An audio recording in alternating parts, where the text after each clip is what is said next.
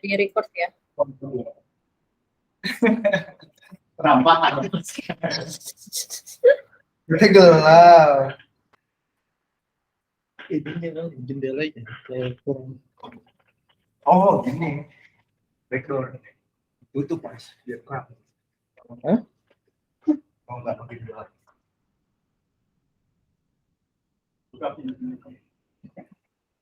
Nah, jadi guys, ini kalah sama ini mas. Udah bisa dimulai? Oke. Bismillahirrahmanirrahim. Assalamualaikum warahmatullahi wabarakatuh. Selamat datang semuanya yang ada di venue dan yang ada di online. Kali ini kita akan menampilkan gemes dari Mas Asad yang berjudul Beginner to Pro Git in 30 Minutes by Asad Saleh Umar. Kayaknya yang ada di venue udah nggak sabar nih. Jadi kita langsung aja ya buat memulai gemesnya biar waktunya juga tidak terlalu lama. Kepada narasumber ya Bapak Asad Saleh Umar, waktu dan tempat dipersilahkan. Ya. Terima kasih Bapak Hafiz. Ya, Assalamualaikum warahmatullahi wabarakatuh. Waalaikumsalam warahmatullahi wabarakatuh. Di rumah soalnya kedengeran ya? Kedengeran. Oke, sip.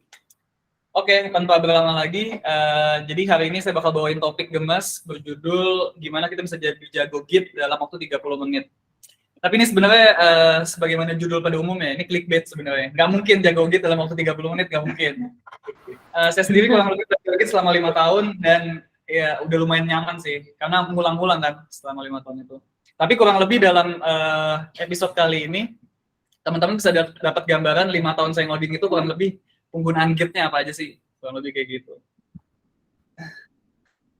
Oke, sebelum kita mulai, nanti saya berharap teman-teman bisa menyiapkan pertanyaan gitu ya, mungkin dari real case atau apa, agar nantinya talk ini bisa lebih bermanfaat di sesi tanya jawab di akhirnya gitu. Terus kalau ada catatan-catatan yang pengen dicatat, mungkin nggak usah dicatat, tapi nanti PPT-nya saya share aja, biar semua punya akses. Oke.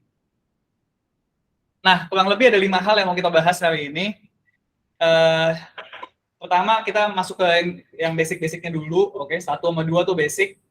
Ketiga itu ada kayak saran-saran petua-petua untuk lancar dan aman dalam Git. Habis itu keempat kita ngelihat Git taken for granted, komen-komen Git yang sering kita pakai, tapi kita lebih dalam lagi sebenarnya dia itu ngapain sih.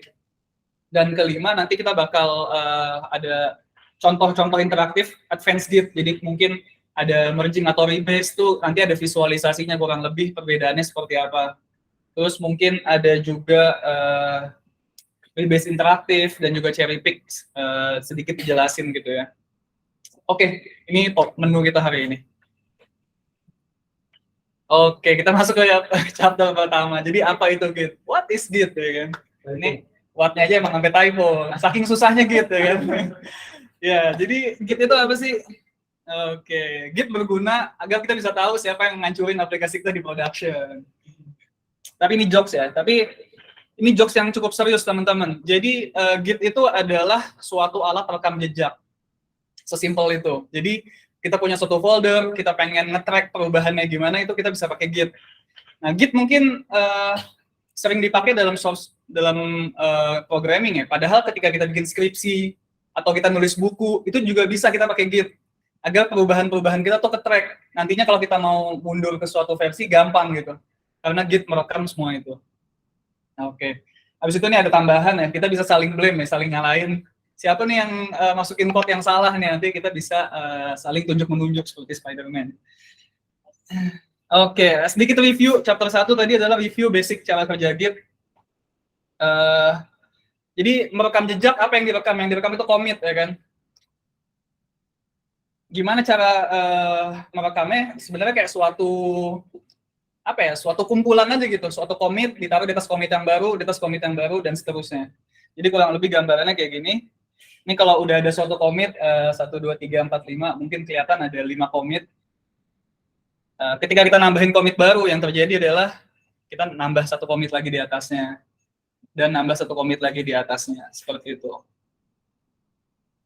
Oke, habis itu gimana cara pakai Git? Tadi kita udah tahu kurang lebih Git itu ngapain. Cara pakai Git, ini juga masih gampang ya. Mungkin teman-teman udah tahu cara memulai pakai Git itu kita masuk ke suatu folder di komputer kita, terserah namanya, terserah teman-teman gitu ya. Habis itu kita bisa langsung git init. Nah, ketika kita git init, itu artinya kita akan mulai menggunakan git di folder tersebut. Yang terjadi ketika kita masukkan git init adalah ada folder .git di repository ini. Nah, kalau kita nggak jadi pakai git atau kita udah merasa git nggak cocok nih buat kita bisa menghapus aja folder .git itu dengan cara remove recursive force.git gitu ya. rm-rf.git. Habis itu terus cara mulai nge-commit gimana? Tadi kan kita mau nge-commit ya kan. Nah, sabar dulu sebentar, ada beberapa konfigurasi yang perlu kita set sebelum kita nge-commit. Setidaknya ada 2 sih yang paling penting, yaitu user.name sama user.email.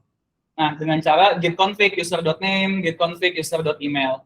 Lalu mungkin ada, sebenarnya git config ini banyak banget teman-teman ya. Banyak banget, sampai kalau buka dokumentasi itu sampai capek baca git config ada apa aja. Cuma ini yang terkenal. Habis itu biasanya git config kita pakai editornya Vim ya. Jadi kalau teman-teman nge-commit, habis itu tiba-tiba terminalnya berubah gitu, itu kan berubah karena masuk ke mode Vim ya kan.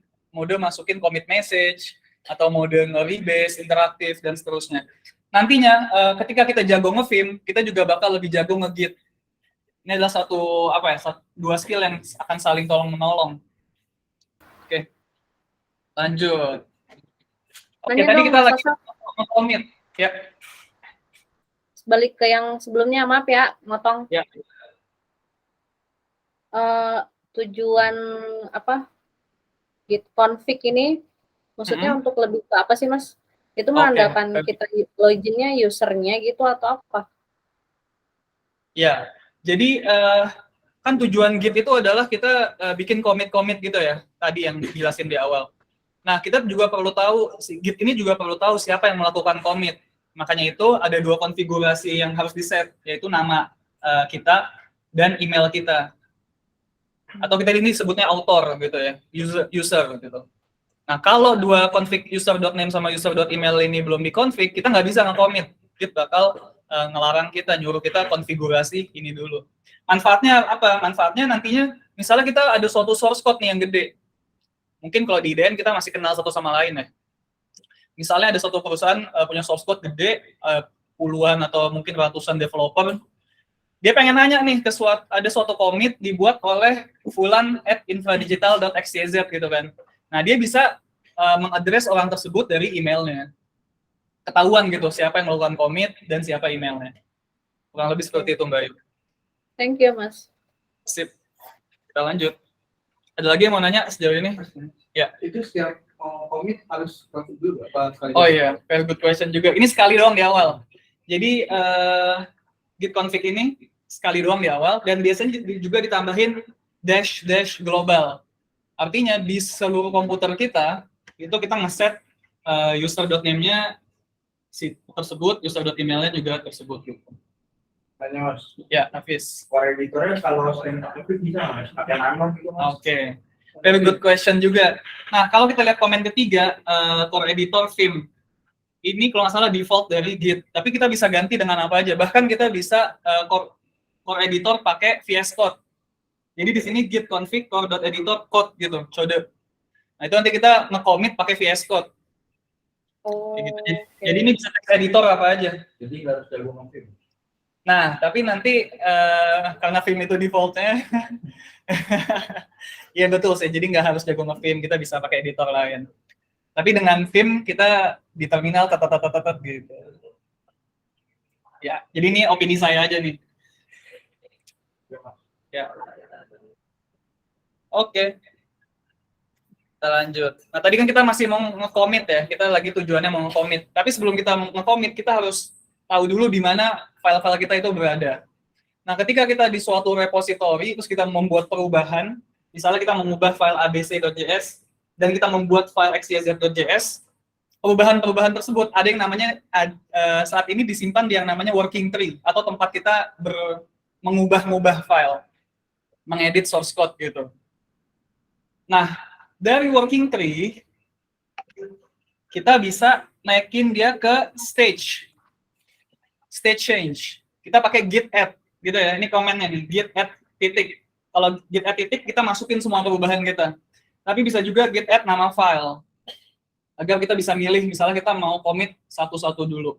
Nah, terus ini proses ngapain nge-stage ini? Proses nge-stage ini seperti kalau kita belanja online, proses add to cart.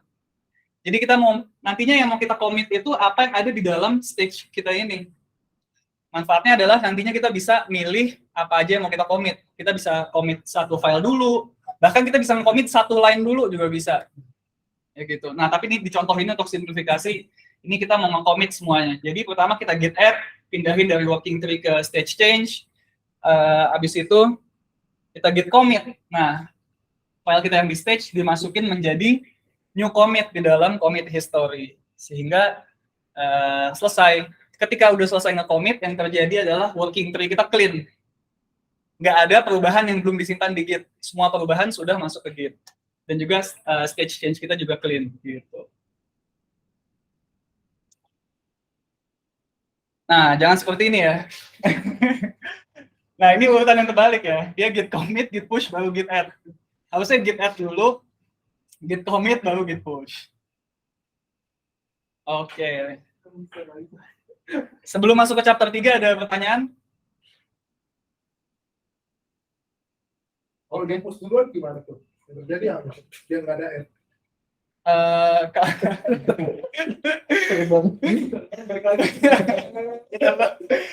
Dia terbang kosong. Oke, sebenarnya nggak sesimpel ini ya. Bisa aja tetap ada yang ke-push kalau nantinya di lokal kita udah lebih maju daripada remote branch kita. Nanti akan dielaborasi di belakang. Oke. Tapi kalau kasusnya basic seperti ini, ya dia nggak bisa nih ketika nge-push, nggak terjadi apa-apa. Git bakal ngasih tahu semua udah nggak ada perubahan gitu, already up to date. Karena kita belum nge-git add dan belum nge-git commit. Kurang lebih seperti itu. Ya, silakan. Kan tadi ada git semua, git add titik. Nah, terus kan ada file terus ada yang lainnya. Ya. Nah, kalau misalnya ini Mas, saya ngedit di beberapa folder, terus cuma ada satu folder doang gitu yang mau saya commit, itu bisa nggak? Satu folder? Di satu folder. Tapi misalnya ada 3 folder nih, folder A, B, C, yang mau saya commit di folder A doang dulu, itu bisa nggak? Oke, jadi pertanyaannya bagus. Kita membuat perubahan 3 folder beserta isinya, pengen nge-commit satu folder. Iya. Bisa banget.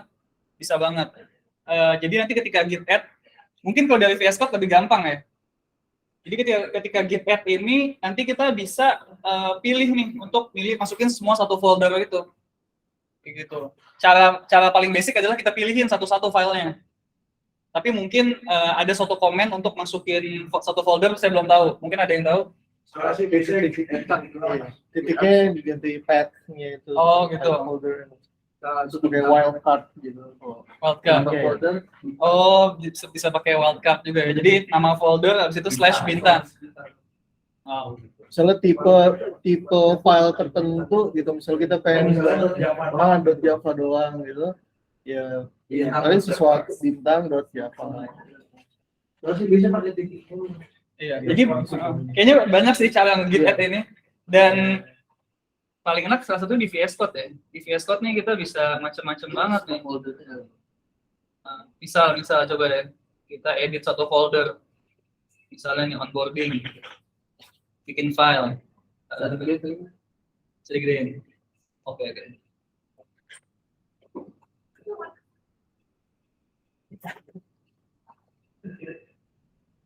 Ini bikin function ala-ala dulu. Udah ini.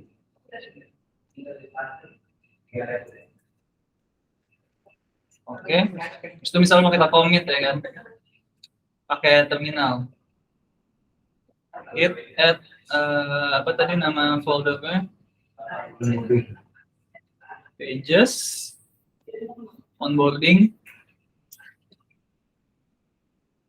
Oh iya, tuh dapat. Jadi kita bisa juga nge-git add pakai path to folder gitu ya. Di situ dikasih /bintang untuk menandakan kita mau nge-add semua di dalam pages onboarding ini. Emang Git nih ada ajaib sih, ini banyak banget yang bisa dilakuin. Bahkan hal-hal kayak gini saya belum pernah nyoba, soalnya saya akhir-akhir ini selalu pakai ini. Oh ya, ini tadi yang saya ceritain juga ya, kita bisa nge-commit beberapa line doang. Misalnya nih, ini klik kanan, stage selected range. Nah ini saya nge-commit return-nya doang. Jadi kita bisa milih banget apa yang mau kita commit, yang mau kita stage gitu. Biasanya itu berguna kalau kita pakai editor tuh kan ada formatter ya atau linter gitu kan. Jadi dia nggak format source code kita keseluruhan gitu pas kita ngedit satu file. Padahal fixing kita cuma sedikit doang gitu. Nah, bagusnya sih ya kita commit yang cuma kita fix aja. Yang di linter nggak usah di commit. Atau yang perbaikan commit linter itu di commit terpisah. Terpisah. Karena yang satu commit mengubah atau bug fixing, mengubah fitur, satu commit merapikan styling code gitu ya. Iya, gitu. Mau nanya, Ya, boleh. kalau tadi kan kita bisa nge-add satu file gitu kan. Kalau Bisa. bisa dua file itu kita nge-keep-nya dua kali ya, git add file satu terus git add lagi file dua, atau bisa satu komen doang? Pertanyaan yang bagus. Bisa dengan dua kali itu, atau kalau cuma ada dua file itu kita git add titik aja, alias masukin semuanya ke stage. Kalau yang maunya dua doang gitu? Kalau mau dua doang, ya udah. Bisa pakai file name spasi. Oh, bisa gitu. Iya, bisa pakai. Kalau gue biasanya dua kali git add apa enter, habis itu git add satu enter dua. Tapi Enter. kalau satu komen bisa eksplasi. Iya bisa ya, bisa.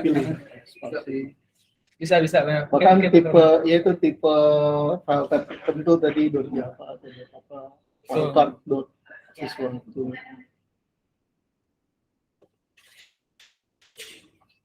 Oke.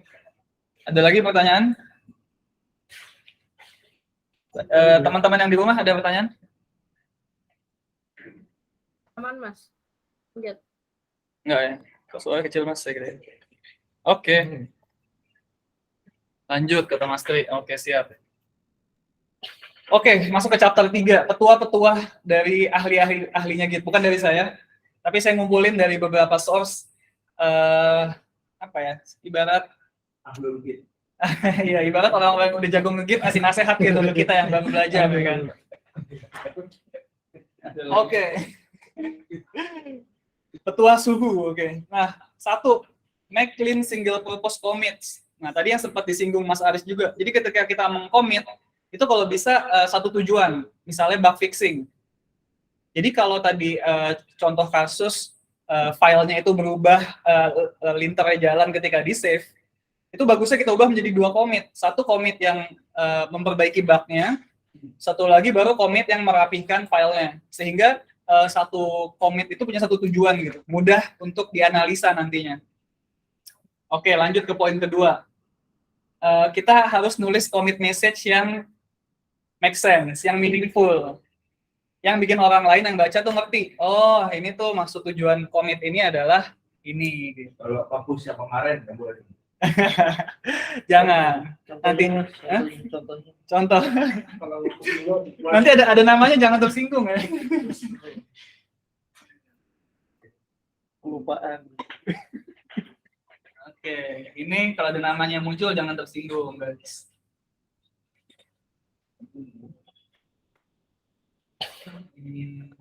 Bagus-bagus nih komennya. Lu kelamaan pakai ini. Contoh yang bagus aja. Contoh yang bagus. Oh iya. jangan yang jelek-jelek ya dong. Ini kurang lebih bagus nih guys. Ini pakai yang namanya konvensional commit. Jadi commit itu dibagi menjadi dua bagian. Pertama itu maksud dan tujuannya, fix. Ini artinya dia memperbaiki suatu fitur. Oke kan? Coba dibuka dulu nih. Habis itu apa yang dilakukan? Jadi fix titik 2 baru apa yang dilakukan, disable lanjut presensi when no academic year not active. Seperti itu. Nah, di dalam komitnya kelihatan siapa autornya, Mas Akbar, habis itu tanggalnya kapan, dan perubahannya juga kelihatan nih di sini. Tuh apa yang dirubah dalam komit ini. Oke. Ya, jadi usahakan nulis commit message yang sesuai. Kita pakai ini, conventional commit.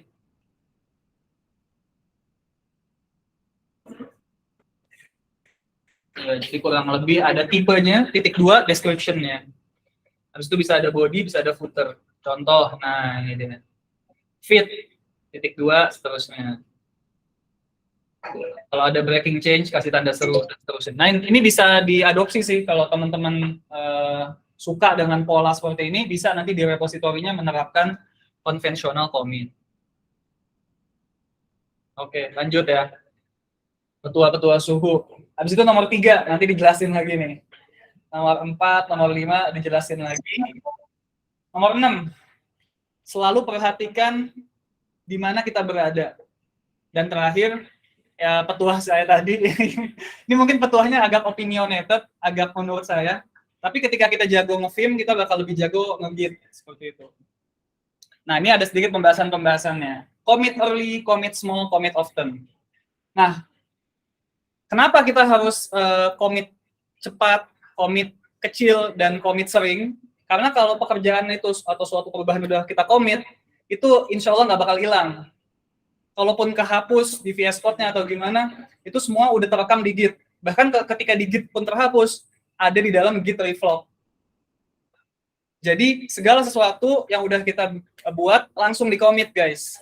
Bahkan kadang-kadang WIP pun kita commit, work in progress, agar nggak hilang gitu. Nah, nantinya bisa kita rapiin lagi tuh. Misalnya kita squash atau apa, itu udah agak advance sih. Tapi nggak masalah, yang penting commit early sehingga kerjaan kita nggak ada yang hilang. Commit early, commit small, commit often. Oke, lanjut. In case of fire, git commit, git push, leave building. Nah, ini ada gambar. Kenapa anak ini senyum padahal rumahnya kebakaran? Karena udah di push ya dia. Dia udah git commit, git push. Oke, jadi ketika pekerjaan itu kita commit, itu baru ada di komputer kita kan. Tapi ketika udah kita push, itu udah naik ke Bitbucket. Sehingga kalaupun laptop kita nih, nauzubillah kenapa-napa hilang atau kenapa, kerjaan kita tetap ada ya kan. Apalagi pekerjaan kita kan penting banget nih. Luar biasa nih. Unicorn. Hah? Atau mau di Bitbucket. Atau mau di Bitbucket. Bisa ya? Kalau di GitHub bisa pakai Cospace ya? Oke. Lanjut. Keep your branch converge. Sedikit bahasa matematika, converge sama diverge. Diverge itu saling menjauh, converge itu saling mendekat ya, menuju dekat. Diverge menuju berjauhan. Oke. Jadi kalau bisa, kalau kita punya branch, gimana agar branch kita ini tetap deltanya tuh sedikit sama branch utama, master. Nah, ini contoh branch kurus. Perubahannya sedikit, 21, 30. Tapi ini branch orang urus. Ini perbedaannya 1000 commit. Ini 400 commit. Ini kalau mau di-merge, itu udah berdarah-darah tuh. Merge konfliknya udah gede banget. Jadi, maksud dari keep your branch convert atau selalu sync, usahakan secara berkala ngambil yang terbaru dari master. Atau kalau udah selesai, langsung bikin pull request masuk ke master. Seperti itu. Kita mengurangi delta, perbedaan gitu.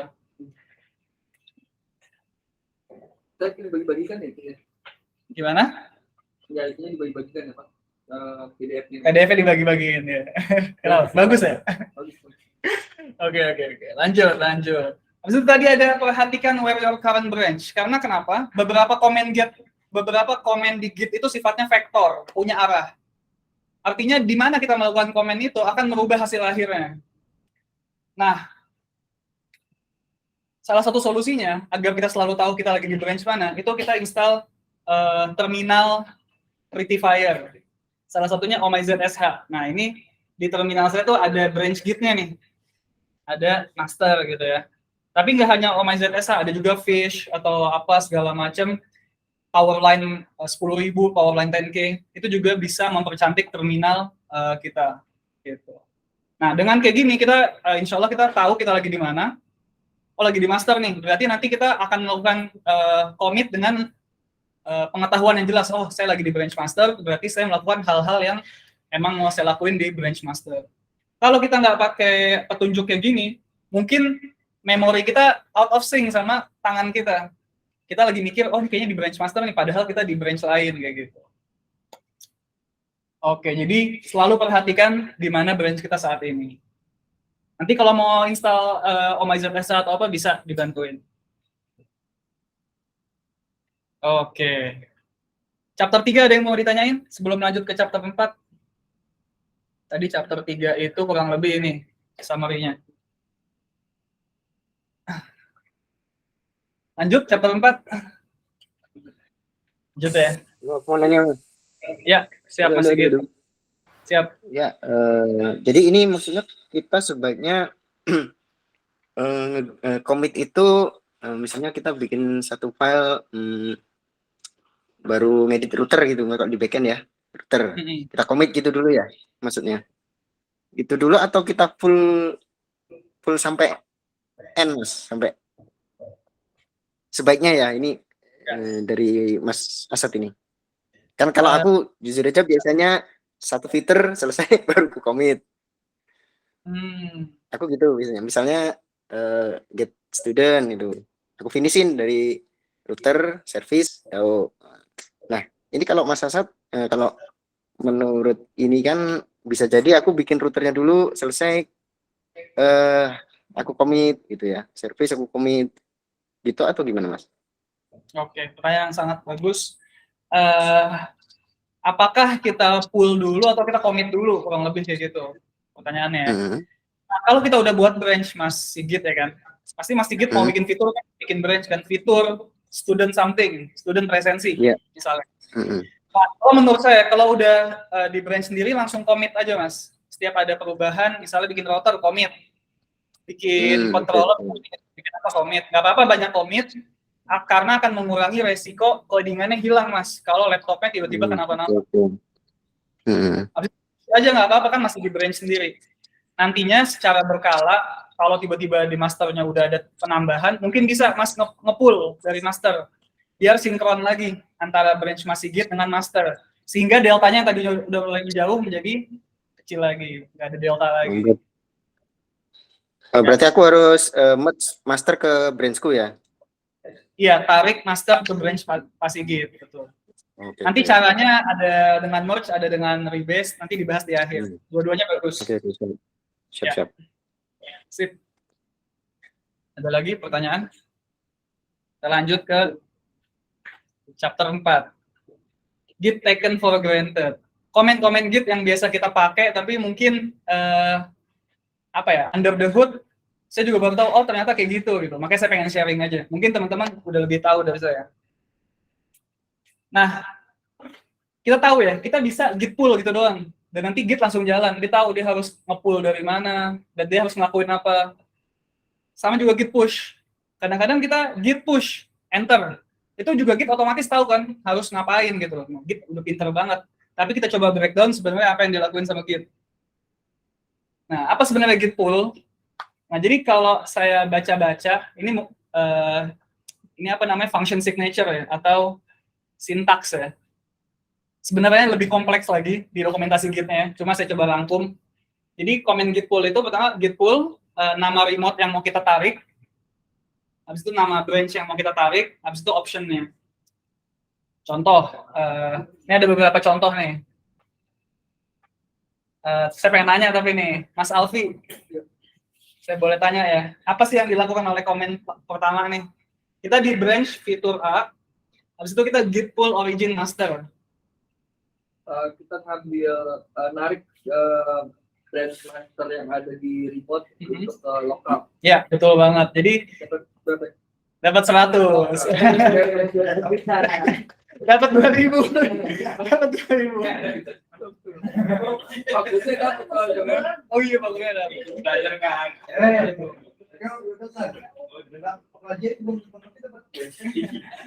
Ya, jadi betul banget untuk komen pertama ya.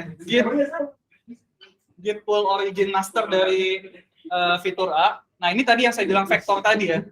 Lokasi branch kita saat ini itu berpengaruh dengan apa yang akan dilakukan oleh Git.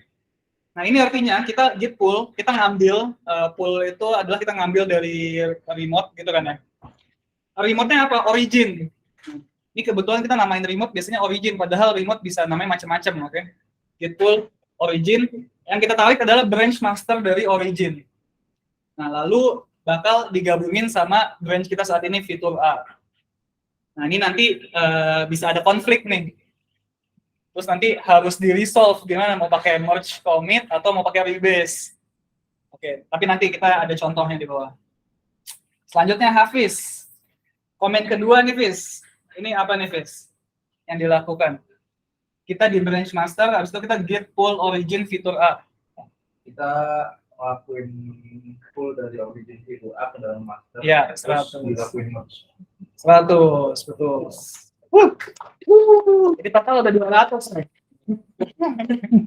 200 ya, betul. Lanjut ke nomor 3, ada yang mau jawab? rebutan aja. Iya. Ada yang mau angkat tangan? Tegar berangkat tangan tuh gini. Ya. Kita di fitur A, habis itu kita git pull hero stage master. Stage stage master ke dalam fitur A. Ya, betul. Nah, di sini hero stage itu contoh remote selain origin ya. Yep. Jadi kita tuh di repository kita bisa punya banyak remote. Misalnya salah satunya origin nih biasanya nembak ke Bitbucket kita. Tapi bisa juga kita punya repository di Heroku gitu untuk keperluan deployment Heroku. Nah, kita jadi bisa aja nge-pull dari remote tersebut. Nah, itu nih mulai susah nih. Ada yang mau, Mas Akbar? Komen keempat. Ini apa yang dia lakukan? Fast forward. Ya. FF only. Oke, ini sebenarnya kan sama ya? Iya, Sebenarnya sama, pertama dan keempat. Tapi dengan adanya FF only, dia ngapain, Mas?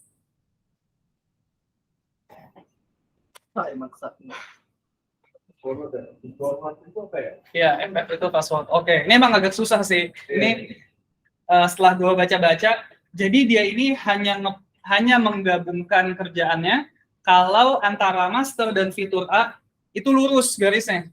Bisa di fast forward, tidak ada perbedaan. Kayak gitu. Jadi kalau ada perbedaan yang harus ada merging, itu nantinya nggak dilakuin nih komen ini. Gagal. Jadi intinya adalah komen belakang ini kita bisa menentukan perilaku yang mau kita lakukan ketika kedua branch ini berbeda antara master sama fitur A. Kalau FF only dia hanya menerima kalau tidak ada delta, tidak ada perbedaan. Sorry. Kalau bisa dibilang ya, kalau dia jalan lurus, tidak ada cabang, benar. Kalau merge artinya kalau ada cabang kita mau bikin merge commit. Ini mungkin komen paling basic yang teman-teman sering pakai nih. Git pull origin master itu biasanya otomatis nge-merge. Nah, kalau saya pribadi, saya lebih suka git pull origin master rebase. Nanti rebase dijelasin di akhir. Kayak gitu.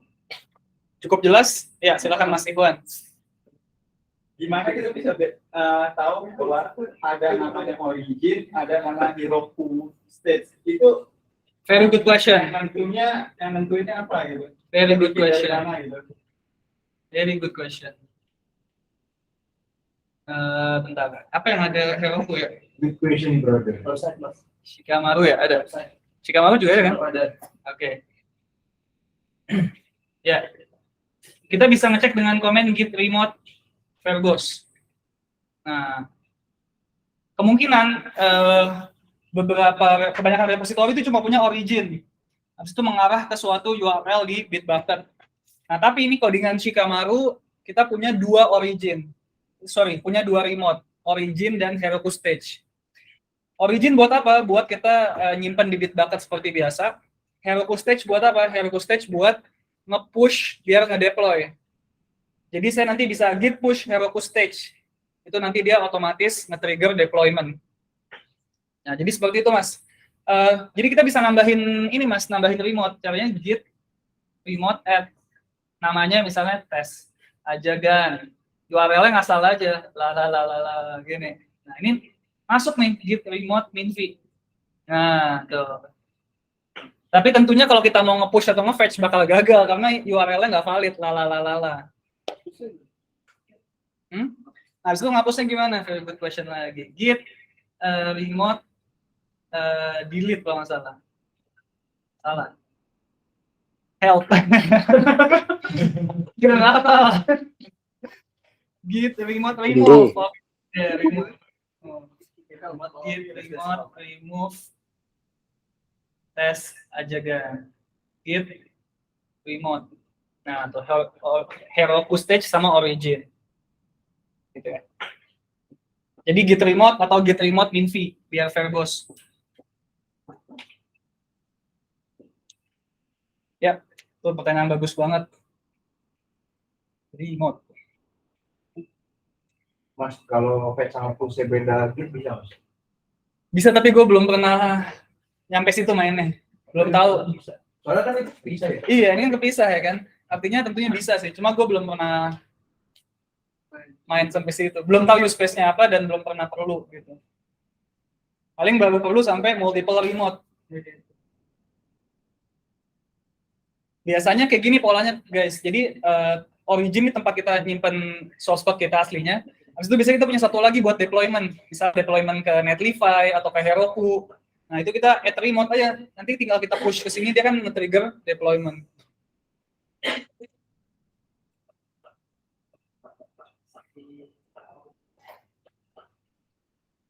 Oke, itu tentang git pull. Menarik kerjaan di remote ke lokal kita. Ada yang mau ditanyain? Git pull?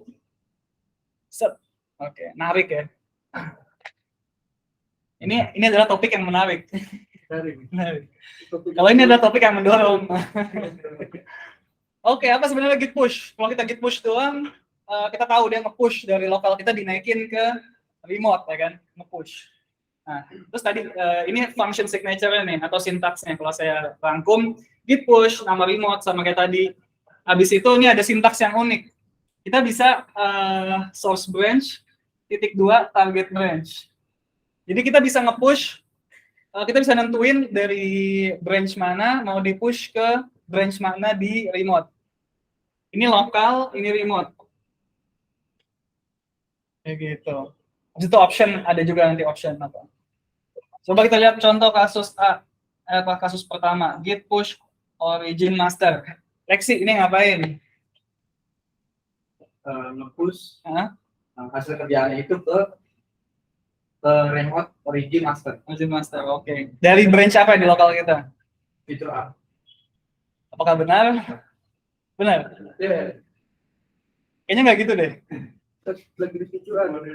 Oh. Nah, git push ini punya sifat yang sedikit berbeda sama benar nggak ya? Kita coba yuk. Kita coba. Git push origin master. Di Shikamaru bisa nggak push? Dia bisa. Coba bikin branch dulu. Git switch, git c, tes. Oke, habis itu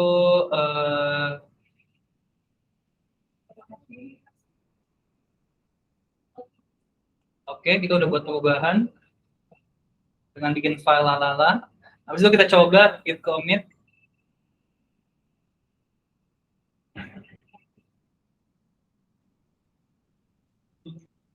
Oke, ini artinya antara branch saya sama master udah ada perbedaan.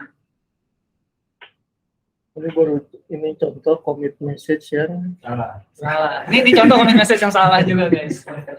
Habis itu ada commit line lagi di sini.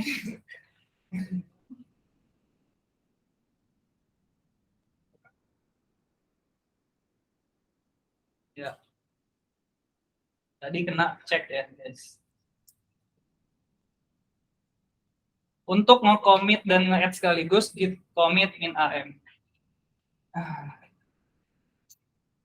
Ngomong. Dia baru baru. Oh, benar. Coba, ini coba bikin studi kasusnya dulu. Wih, jalan husky.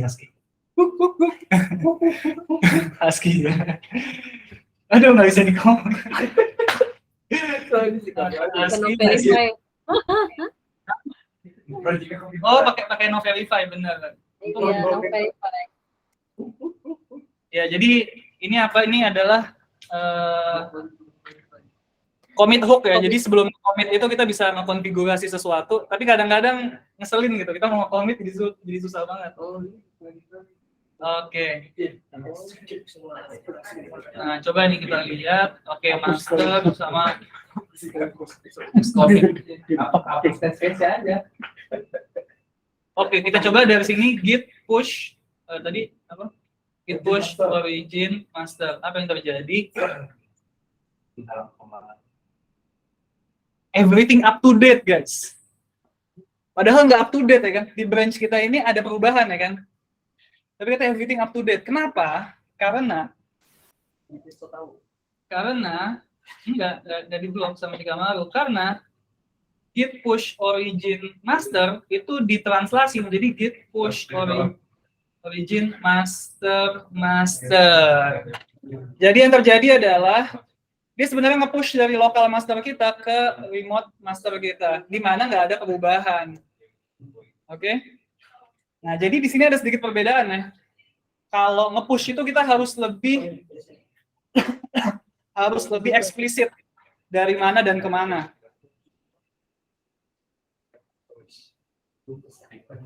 Sebentar, ada sedikit gangguan teknis dari Mas Prabu. Ya. Anak bapak yang gampang register, mungkin bisa ditantar. Mungkin ada. Ya, silakan. Guru killer. Oke. Aman, udah bisa lanjut? Siap ya. Lanjut. Oke, jadi tadi sedikit perbedaan sifat. Kalau nge-push kita harus eksplisit dari mana mau kemana. Kalau tadi ketika nge-pull dia agak implisit, dia kayak langsung master masuk ke fitur A dan seterusnya tadi yang udah kita bahas. Kalau nge-push kita harus pakai yang sintaks kedua nih guys. Misalnya git push Heroku stage fitur A ke master. Nah ini baru nih akan masukin fitur A di lokal kita menuju master di origin di remote Heroku stage. Ya.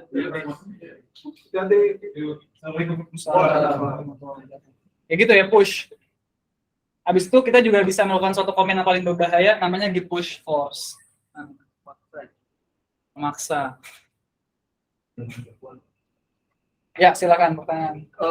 Jadi kan antara feature A dengan master Ya. itu berarti yang di lokal itu ada di sebelah kiri. Ya yang di lokal itu adalah mungkin namanya local branch nih. Lokal branch. Ya. Ya kiri local branch, Targetnya kanan.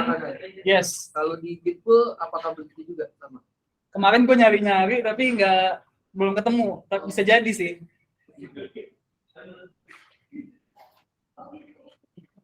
Tadi di Gitpool ada itu kayak macam placeholder. Enggak, belum ketemu. Nanti saya coba research lagi, kalau ketemu saya share. Apakah Gitpool juga punya behavior titik 2 yang sama? Atau mungkin ada yang tahu di sini mau sharing? Oke. Berarti bagusnya kalau yang git push itu jangan git push origin master ya, Sat ya. Tapi langsung target branch-nya. Maksudnya ditambahin kayak gini ya, fitur nama dari lokal ke target branch gitu. Bagusnya. Iya. Sebenarnya saya pengen jawab tergantung ya. Cuma menurut saya ada bagusnya kita tahu sifatnya. Nantinya kita mau pakai yang git push doang juga nggak apa-apa. Kalau kita udah nyaman dengan nge-git, Terus silakan aja pakai yang singkat-singkat. Tapi bagusnya untuk ketika kita belajar saat ini, Selama namanya sama ya. kita pakai yang panjang dulu nih. Mungkin nyobain yang panjang beberapa Halo kali. Mas Sasat. Ya, sebentar. Sedikit lagi menjawab pertanyaan Mbak Ayu ya. Mungkin kita coba Mbak Ayu pakai komen yang paling panjang dulu nih. Biar kita terbiasa, baru nanti kita coba pakai komen-komen yang lebih singkat. Seperti itu sih mungkin kalau dari pengalaman saya. Ya, tadi siapa yang mau nanya? Masih Git Mas tadi. Sigit. Saya Mas Sasat. Ya, Ini yang nomor 2, sebentar. Yang nomor 2 itu kan berarti yang apa itu git push Heroku stage feature A ke master. Ya. Kalau kita nge-push bukannya ini ya, branch kita ini di remote itu jadi branch apa? Bukannya gitu ya? bisa. Jadi kita nge-push itu sebetulnya misalnya feature A di brand lokal kita, di repository feature A juga. Ya. Nah, tadi kita mau apa namanya, penamaan checkout-nya itu mau kasih nama apa gitu maksudnya. Kalau ini kan Penamaan. feature ke master. Oh, gitu. Iya, ya. Mungkin kalau yang Ya, beda branch. Benar nggak sih pemanuku? Mas Sigit yang terakhir putus-putus. Oh iya ya. Kalau ini kan dari feature A, brand feature A ke brand master, itu kan beda Ya. branch. Beda branch, betul. Emang bisa gitu? Bisa. Oh bisa. Ya, ini bukan penggunaan yang umum, tapi ini bisa gitu. Penggunaan yang umum biasanya gini. Oh. Git origin feature A gitu kan ya. Iya, Ini betul. Ini kita mau naikin branch kita ke branch kita juga yang di Bitbucket gitu kan ya. Iya, betul. Ya, ini yang biasa kita pakai sehari-hari nih. Cuma saya pengen kasih tahu bahwa ini bisa nih si dari branch A menuju branch B gitu. Fitur A ke master. Gitu. Oh oke, siap. Artinya sama. Ya, ini git push doang itu juga artinya misal ya kita Branch yang sama ya. Oke. ini kalau kita git push doang ini akan menjadi ini sebenarnya git push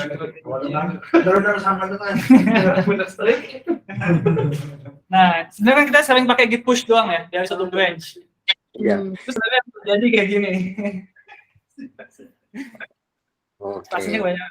Ya. 3 aja tuh, Mas. JavaScript. Iya. Kalau kita git push doang itu sebenarnya git push origin fitur A gitu. Itu yang Heroku state itu nggak perlu kita pakai merge atau rebase gitu, bisa ya Mas ya? Langsung push ke situ. Kalau nantinya ada konflik harus mau pakai merging atau mau pakai rebase atau mau pakai force gitu. Oh, kalau nggak ada konflik langsung bisa masuk, langsung Kalau otomatis ada konflik bisa ya? Iya, bisa. Oh, oke, siap. Ya. Kalau dia linear gitu bisa di fast forward dia langsung masuk. Kalau dia ada delta, ada perbedaan, kita harus pakai force kalau nggak salah. Oh, siap. Oke. Thank you, Mas. Pakai force. Ya, siap. Jadi sebenarnya selalu pakai Oke, ada pertanyaan yang bagus banget dari Hafiz. Jadi, kapan kita harus pakai force gitu kan ya? Apakah selalu pakai force atau jangan pakai force? Oke. Most of the time kita jangan pakai force. Karena kalau kita pakai force, itu kita bilang ke Git, jangan jagain gue udah jago banget nih. Gue tahu apa yang gue lakuin, udah lo diem aja. Kita ngomong ke Git kayak gitu. Sehingga nanti kita nge-push apa yang di lokal kita sama persis, menjadi sama persis dengan apa yang ada di remote. Nah, tapi most of the time, kita justru perlu penjagaan dari Git.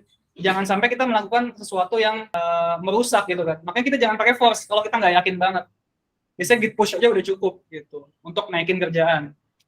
Sampai hapus kerjaan yang orang yang Iya, kalau kita pakai force ada misalnya ada perbedaan nih antara branch kita dan branch tujuan.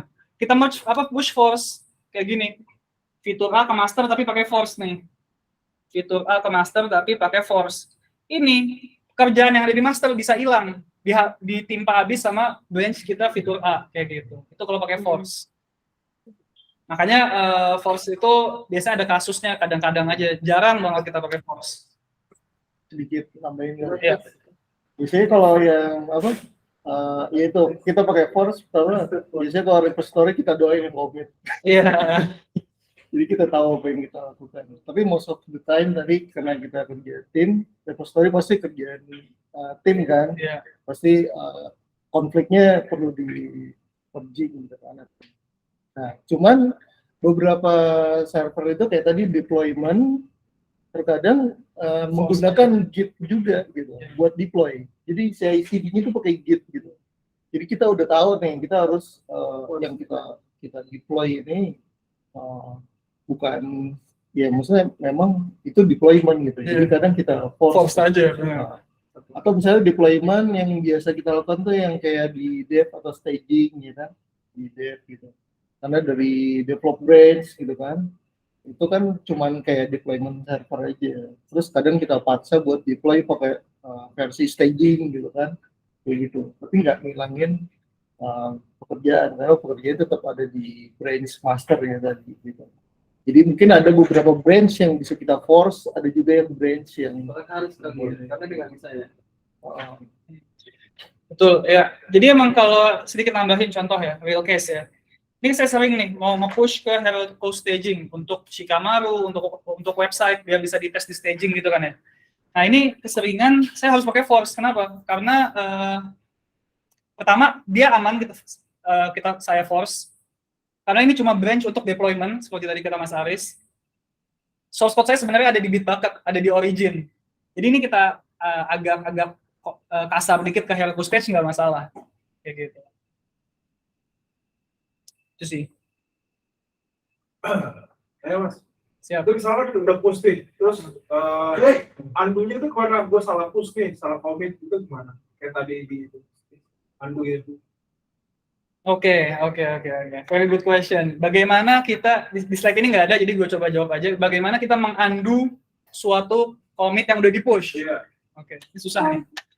Nah, kita bikin slide satu. Sini.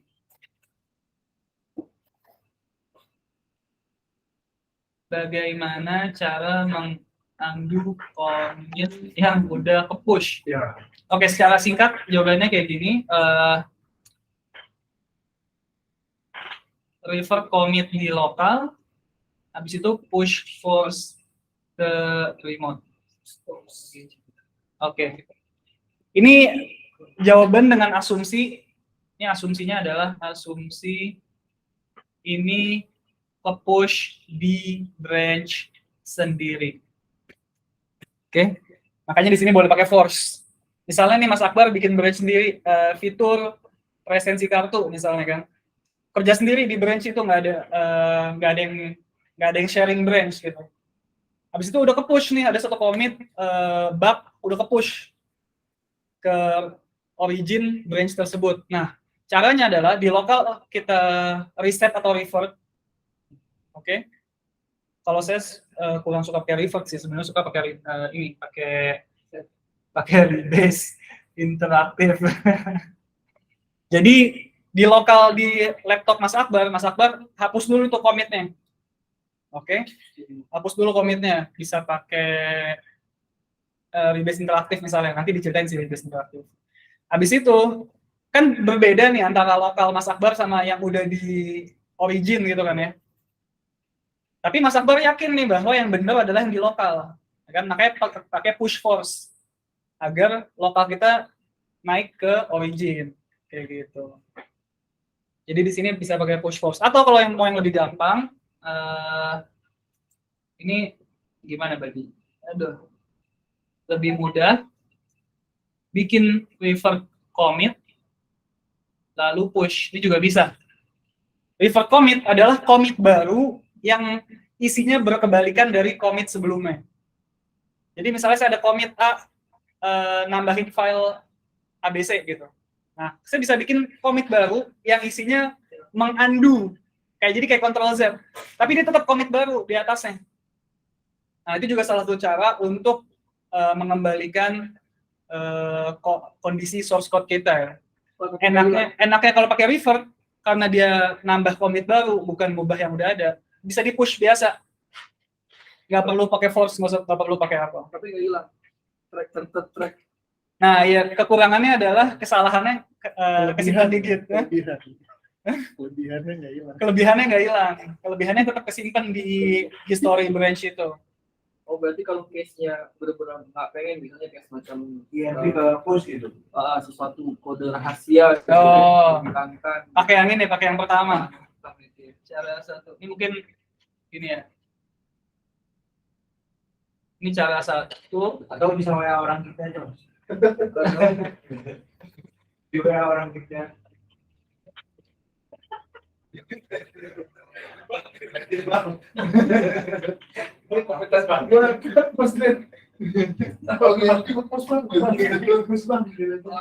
Oke.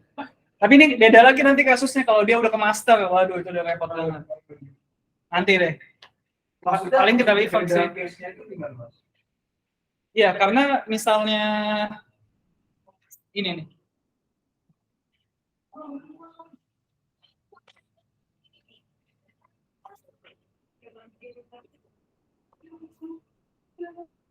Kalau udah di branch master itu kan branch bersama-sama ya. Kita nggak bisa lagi pakai yang rebase ini.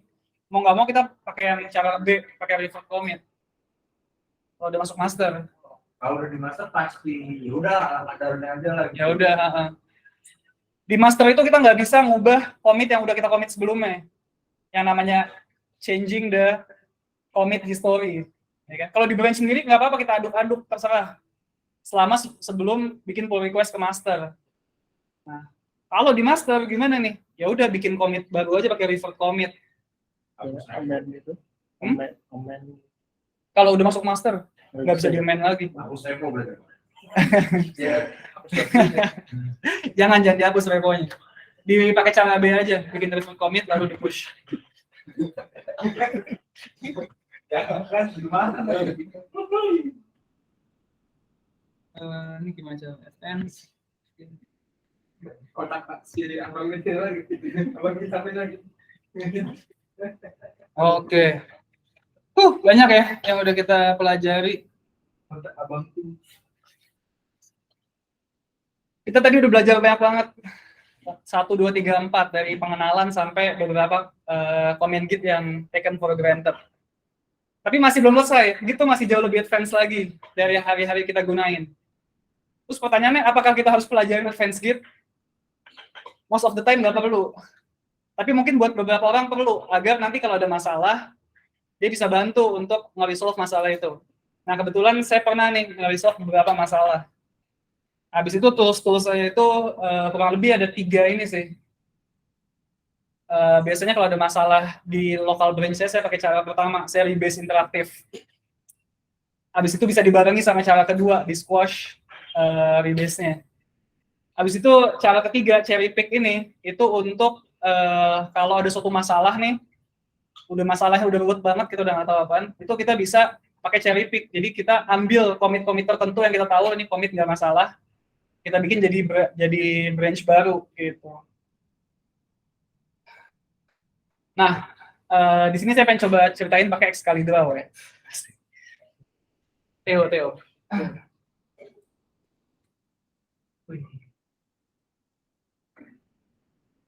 Wah, hilang.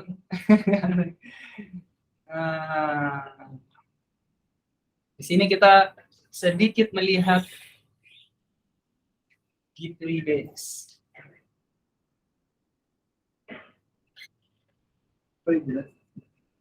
Jelas nggak? Oh bagus, itu kelihatan ya.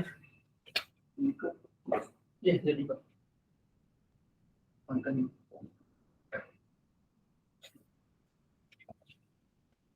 Oke. Nah, ini contoh kasus nih, guys. Kondisi pertama adalah seperti ini. Kelihatan ya, ada branch M itu master, F itu fitur, oke? Di branch master ada 2 commit, M1, M2, di branch fitur ada 3 commit. Dan head kita di sini saat ini. Head itu posisi kita saat ini di Git. Oke. Habis itu, ini sering terjadi kan? Ini sering banget, coba teman-teman renungkan sejenak, ini sering banget terjadi di kehidupan nyata kita. Dan kita bikin branch baru, bikin fitur baru nih, presensi kartu, pasti kita bikin branch. Terus kita mulai kerja di situ, oke? Semua aman, belum terjadi masalah apa-apa. Sampai ada perubahan di branch masternya. Kan kita bekerja sama dalam tim ya, teman kita nge-push nih ke master. Jadi masternya yang tadinya cuma M1, M2, masternya udah maju, jadi ada M3 dan M4. Oke? Ini udah nggak linear lagi nih, tadi masih linear kan? Ini walaupun belok, ini linear guys. Satu jalan, satu jalur. Nah, yang ini udah nggak linear lagi nih, udah diverge. Udah ada perubahan. Nah, untuk menggabungkan pekerjaan yang udah diverge, ada dua cara, merge dan rebase. Kalau pakai merge, apa yang terjadi? Oops. Oke, komennya kurang lebih gini. Pada branch F, kita git pull origin master dash merge. Atau kadang-kadang karena defaultnya udah merge, kita tanpa dash merge juga jalan. Apa yang dilakukan? Yang dilakukan kurang lebih kayak gini. Nah, pekerjaan yang ada di master itu akan ditarik menjadi commit baru F4 yang namanya merge commit.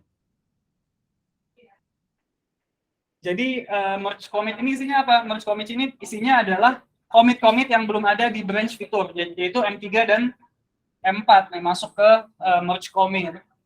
Kayak gitu. Atau, oke, ini merging, kurang lebih merging. Belum jadi atau deh. Ini merging. Kalau ada konfliknya itu kita resolve di merge commit ini. Oke? Kita sekali nge-resolve konflik di merge commit ini.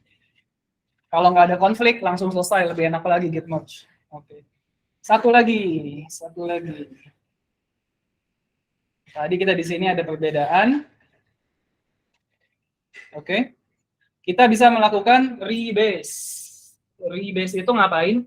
Rebase itu adalah menghormati commit yang udah ada di master dan membuat commit kita di atas commit yang udah ada di master. Jadi rebase ini adalah cara paling sopan untuk merging, untuk menggabungkan pekerjaan. Maksudnya gimana? Maksudnya adalah, nah ini kita lihat nih gini nih. Jadi tadinya kita kan pakai branch yang hijau nih. Sekarang kita setelah melakukan rebase, kita itu menjadi branch yang biru. Kelihatan ya, yang ini. Nah, yang biru. Oke. Baterai mau habis, minjem charger. Saudara-saudara minjem charger. Oke, nggak nyampe, Mas. Bisa dipindahin. Syukron. Terima kasih.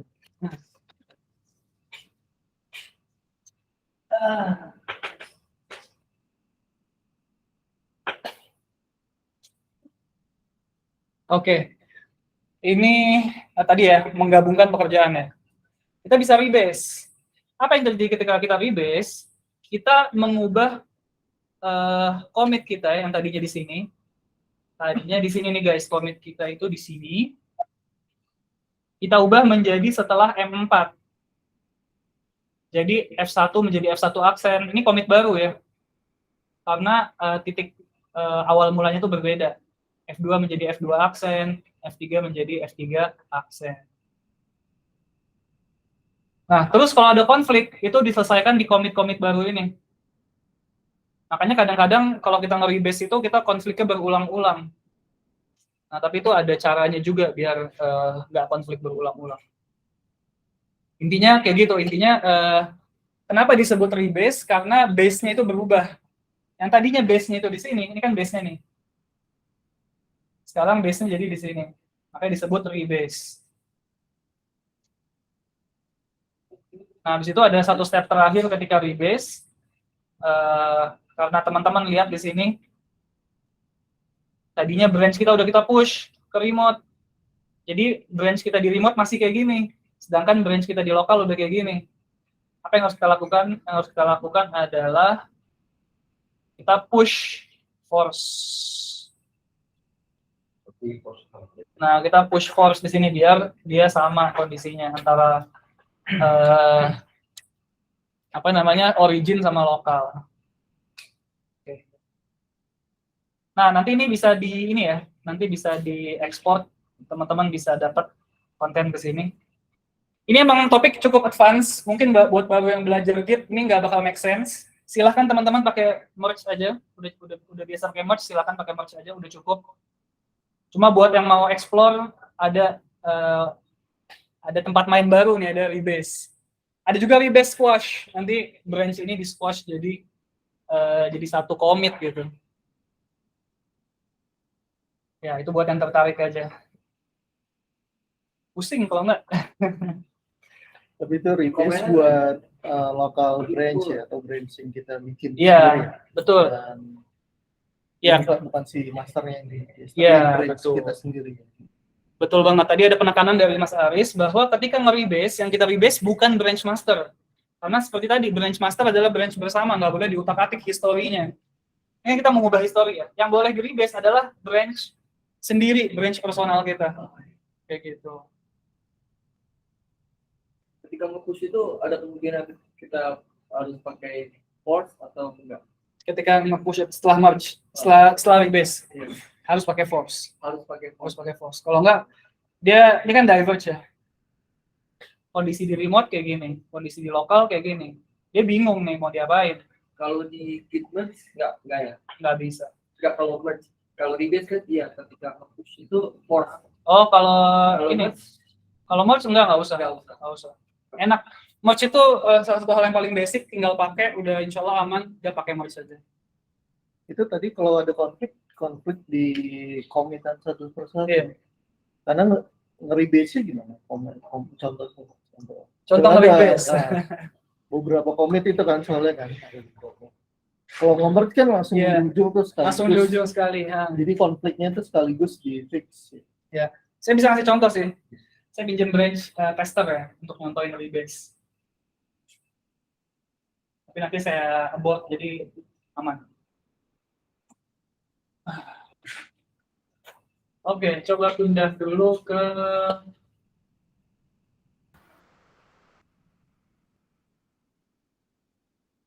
Git switch.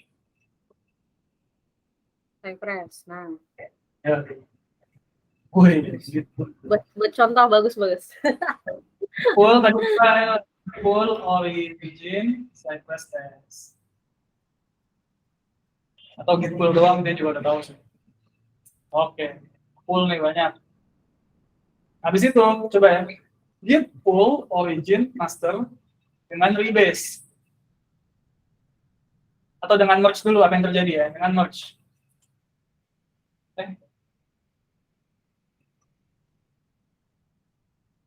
Atau langsung ya, kalau merge itu, git full origin master.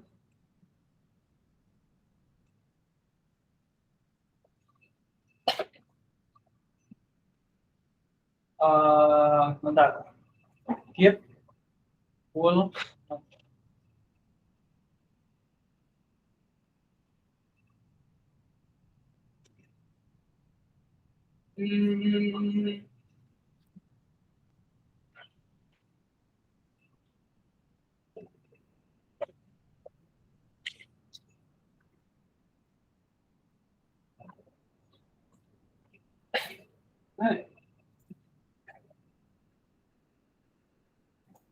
atau paling gampang langsung sih git merge master, ini bisa juga. Coba ya, git merge master. Langsung, tidak ada konflik rupanya. Wow, tidak ada konflik. Luar Iya, biasa. karena baru kemarin nge-merge. Oh, ini saya batalin dulu dengan cara git reset. Oke. Itu gimana kalau rebase? Git full origin master rebase. Dia lagi jalanin konflik satu. Ada konflik nih, kita lihat di mana. Selalu jalankan git status, kita lihat lagi di mana. Oke.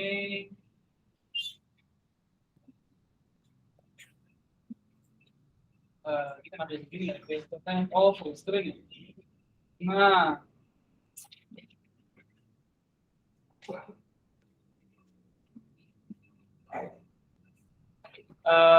nge-rebase di terminal, kita kayak harus baca satu-satu komen-komennya. Jadi kayak, oh ini kita lagi di mana sih? Habis itu next comment ada 18. Habis itu lagi ngapain gitu, kayak harus rajin baca gitu, rajin ngegit status. Terus ini harus di resolve konfliknya. Konflik gimana kamu ini? Harus di resolve konfliknya. Saya bakal resolve masalahnya dulu ya, alias nggak usah saya resolve. Karena nantinya ujung-ujungnya kita hapus juga. Ini contoh aja. Oke. Git status lagi. Habis itu git rebase continue.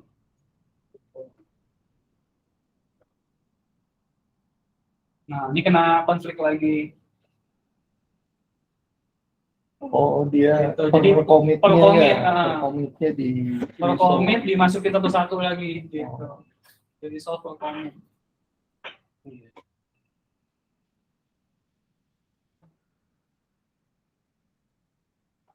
Git rebase continue lagi sampai nanti selesai. Oh, ada konflik lagi panjang. Nah, kalau merasa sulit, git rebase dash abort. Nah, ini bakal kembali ke kondisi awal, nggak ada data yang hilang. Jadi rebase bisa di abort, proses merging juga bisa di abort kalau merasa ini mergingnya kayak konfliknya terlalu sulit, ya ada abort dulu aja. Abort tuh Bedanya apa Mas Asad? Kalau tadi kan ada nyoba git merge itu kan nggak ada yang konflik yang tadi barusan ya. Terus tiba-tiba nyoba git rebase tiba-tiba ada kelihatan konflik. Nah, Iya. apa yang membedakan kok bisa beda sedangkan secara tujuan kan kita sama ya? Iya, betul. Very good question. Sister asked a very good question.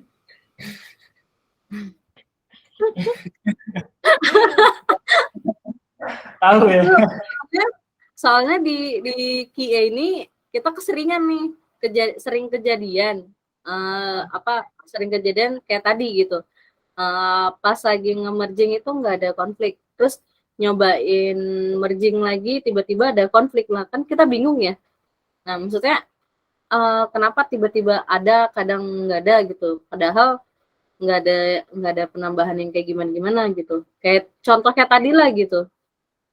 Ya, sebenarnya dua contoh itu kurang ekuivalen karena yang satu itu proses rebase emang sedikit beda.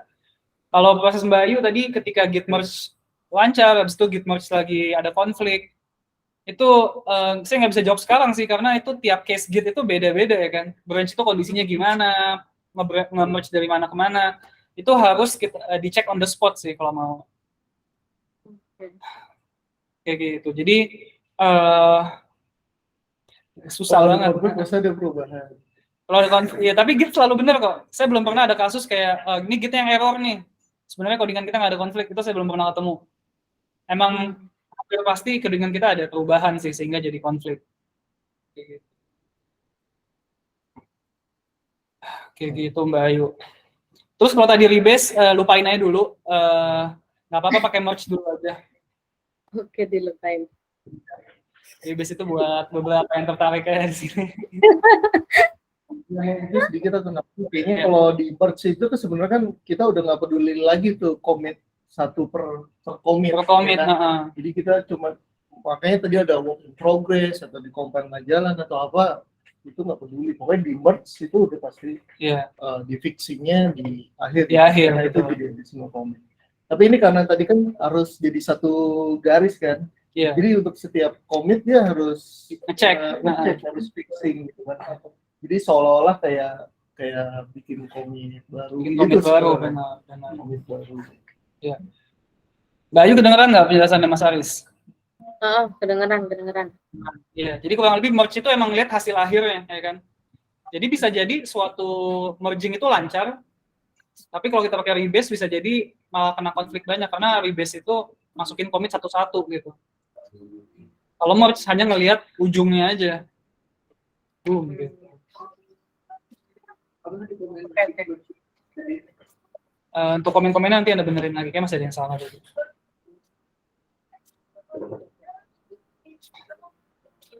Iya.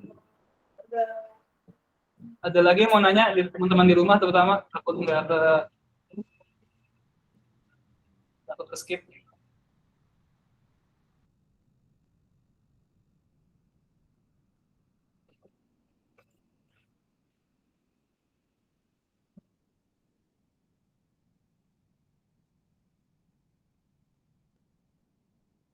Cukup ya? Yeay, bisa makan pizza. Oh iya, terus Git cherry pick kayaknya nggak sempat juga saya contohin, tapi kurang lebih ada di sini. Ini coba kita lihat ya. Kita review 5 menit. Bisa nggak review 5 menit? Oke, ini pertama ada merging pakai fast forward. Nah, kondisinya adalah tidak ada cabang, ya kan? Bentar, ini kondisi awal, ini kondisi akhir, ini kondisi awal, nggak ada cabang. Jadi ya udah dia langsung lurus aja gitu. Habis itu kalau merging, nah kalau merging ini bikin commit baru di paling atas. Ini sedikit tentang merge conflict. Kalau ada konflik ya diselesain di merge commit-nya gitu. Habis itu ini rebase, kurang lebih ilustrasinya kayak gitu, kita mengubah base dari branch kita. Habis itu kita bisa nge-rebase branch kita sendiri, namanya interactive rebase. Ini contoh tadi Mas Akbar mau menghapus commit, nah ini bisa pakai interactive rebase. Kalau ini benar-benar kehapus dari historinya. Habis itu ketika nge-rebase kita bisa ngegabungin commit juga. Misalnya commit WIP mau kita gabungin, udah jadi nih kan. Udah nggak perlu nih commit WIP, itu bisa dilebur dengan squash itu. Squash tuh kayak di jadi satu. Habis itu ada nge-reset. Nah, nge-reset itu mengembalikan kondisi suatu branch ke suatu commit. Reset ini bisa soft, bisa juga hard. Kalau hard, apa yang terjadi? Semuanya kehapus. Git reset hard. Nah, kayak gitu. Habis itu ini revert, yang tadi saya ceritain, bikin commit yang ngebalik commit sebelumnya. Tapi tetap maju dia, tetap bikin commit baru. Berarti bedanya sama yang tadi reset itu mundur ke belakang, yang lainnya dihapus. Kalau itu ngambil yang kita mau, kita balik ke atas. Yes. Kita buat di atas. Bikin commit baru yang isinya adalah kebalikan dari commit tersebut. Habis itu ada cherry picking yang tadi belum sempat dibahas. Cherry picking kita bisa ngambil satu commit. Jadi ini dari master bisa nge-cherry pick suatu commit nih. Jadi dari master pengen tertarik sama 76 ini doang. Dia nggak mau yang 89U7E. Dia nggak mau yang ini. Akhirnya pakai cherry pick kayak gitu. Habis itu selain tadi git pull ada juga git fetch. Git fetch itu cuma ngambil informasi doang, nggak melakukan pull. Jadi misalnya nih di origin master udah ada 2 commit ini. Dia cuma jadi tahu doang di origin udah maju nih, tapi dia nggak melakukan merging, nggak melakukan pulling gitu. Dia cuma ngambil info doang. Nah kalau pulling sambil ngambil informasinya. Habis itu ada reflog untuk nyari commit yang hilang. Page itu kayaknya dia download ya. Download cuman head-nya nggak berubah. Iya, betul. Posisi head-nya nggak berubah. Ya, ini bagus banget website-nya. Teman-teman bisa cek. Udah saya lampirin juga sih di sini. Itu Hali ya? Hah? Hali. Identinya Hali. Hali. Iya, Hali ya. Hali ya. Ya Hali ya. Nih orang. Hali ya. Hali. Kenal ya Mas Alfi ya? Tetangga Bang Alfi. Tetangga Bang Alfi. Oh, Hali. Oke. Bercanda. Ya, ada lagi yang mau ditanyain? Kalau nggak, kita wrap up aja, kita bungkus. Oh ya, kalau ada kasus apa-apa, silakan aja ping me, langsung di Slack aja. Kalau lagi merging, ada konflik, kabarin aja. Nanti saya ledek-ledekin. Ya, konflik gitu. Ya, nanti saya bisa bantuin kalau ada bayarannya. Gimana? Terima kasih. Kita tutup. Assalamualaikum warahmatullahi wabarakatuh. Waalaikumsalam.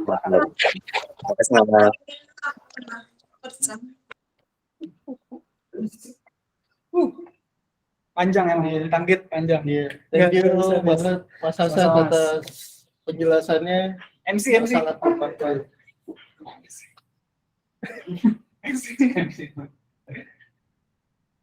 Oke, kembali lagi kepada saya, mukanya Kembali gelap.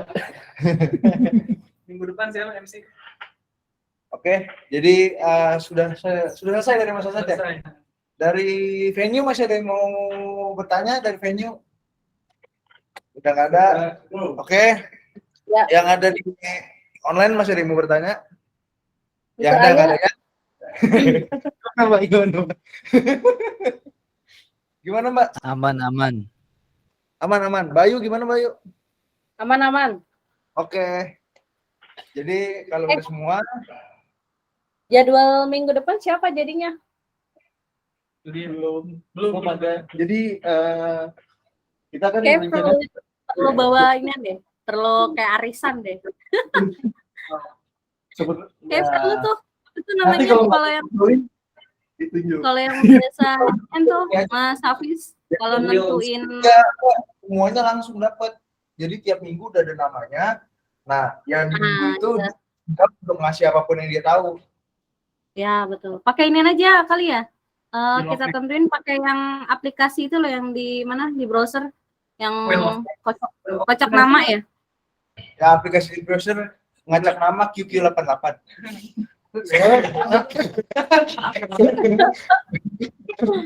Gimana? Kalau pakai itu lumayan tuh. Jadi setidaknya kan udah ada planning ya. Ya itu dia, planning itu bisa optionnya bisa orang yang ditentuin. Jadi mau nggak mau maju atau kita pilih kira-kira topik apa yang kita butuhkan, paling penting kita bahas, dan ya minggu depan mungkin orang yang tepat untuk menjelaskan itu, dan atau ya itu bisa menjelaskan. Tapi bebas, makanya Mas Asa tuh ada polling kan, polling topik apa nih teman-teman kira-kira butuhkan termasuk kayak git gitu, nggak apa-apa kita ulang lagi. Bahkan ini juga mungkin masih terus introduction, nanti kita bisa bikin sesi beberapa kali gitu kan. Tapi kalau mau ditentukan orangnya lebih bagus ya nggak apa-apa, silakan. Gimana? Iya. Mungkin Gimana kita yang lainnya? Jadi kalau idenya memang kita floor, misalkan ada yang ide, mungkin next week Udah siapa? Idealnya minggu ini nih, udah nentuin minggu siapa. ini kita udah Tentuin. pooling dulu topiknya. Jadi next week udah bisa persiapan yang mau maju. Saya tahu sih Mas. Minggu lalu kan Mas Tri ngisi, saya MC. Habis itu saya ngisi minggu ini. Nah, hari ini saya ngisi, Hafiz MC. Di depan Hafiz ngisi materi. Boleh. Boleh.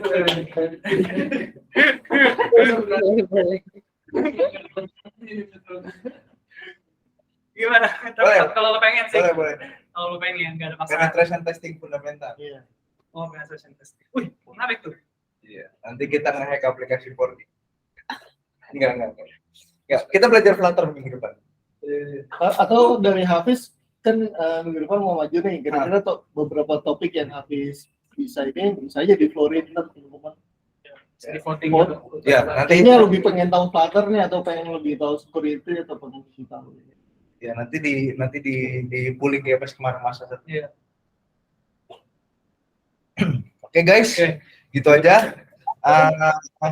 Dari MC yang besok bakal jadi narasumber gitu aja.